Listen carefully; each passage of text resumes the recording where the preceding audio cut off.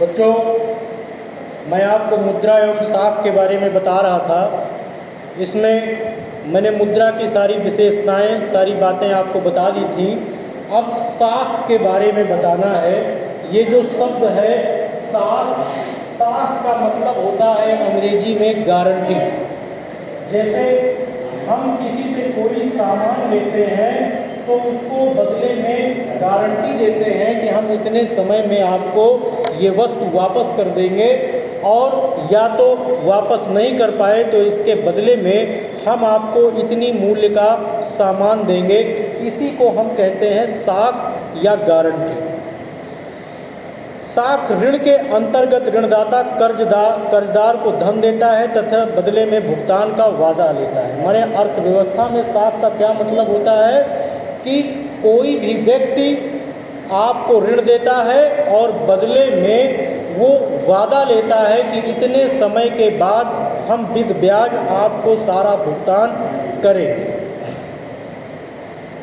साख की शर्तें, कुछ शर्तें होती हैं साख की। इनमें ब्याज की दर, ऋण की अवधि, जो हमने ऋण लिया है वो कितनी अवधि के लिए लिया है, माने कितने समय तक के लिए लिया है, ये सारी दशाएं शामिल होती हैं। साख की शर्तों में समर्थक ऋणाभार मतलब गिरवी वस्तु या दस्तावेज शामिल होता है। माने सामान को गिरवी रखने में भी गारंटी की आवश्यकता होती है। समर्थक ऋणाधार ये ऐसी वस्तुएं हैं जिनका मालिक ऋण लेने वाला होता है, और जब ऋण लेने वाला व्यक्ति ऋण न चुका सके तो ऋणदाता उस वस्तु का उपयोग कर सकता है। माने इसको एक प्रकार का हम गिरवी रखना कह सकते हैं कि हम कोई वस्तु गिरवी रख करके उसके मूल्य के बराबर पैसा ले लेते हैं, और एक निश्चित समय में अगर हमने उसको वापस नहीं किया, धन को वापस नहीं किया, तो वो जिस व्यक्ति के पास सामान रखा हुआ है वो उसका उपयोग करने के लिए सक्षम हो जाता है। साख व्यवस्था की विविधता। एक गांव में परिस्थितियों के हिसाब से अलग अलग साख या ऋण व्यवस्था स्थापित होती है। गांव कह लीजिए, शहर कह लीजिए, या एक देश की व्यवस्था कर लीजिए, बैंकिंग व्यवस्था कह लीजिए, सब में एक ही व्यवस्था होती है कि साख की अलग अलग व्यवस्थाएं हो सकती हैं।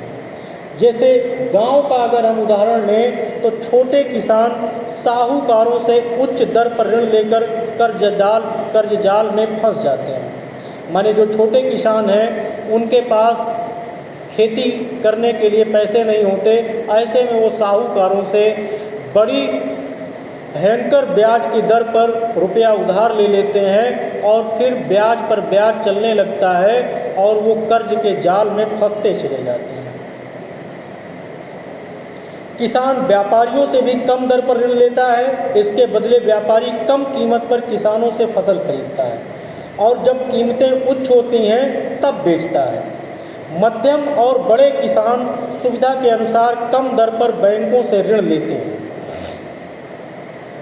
भूमिहीन किसान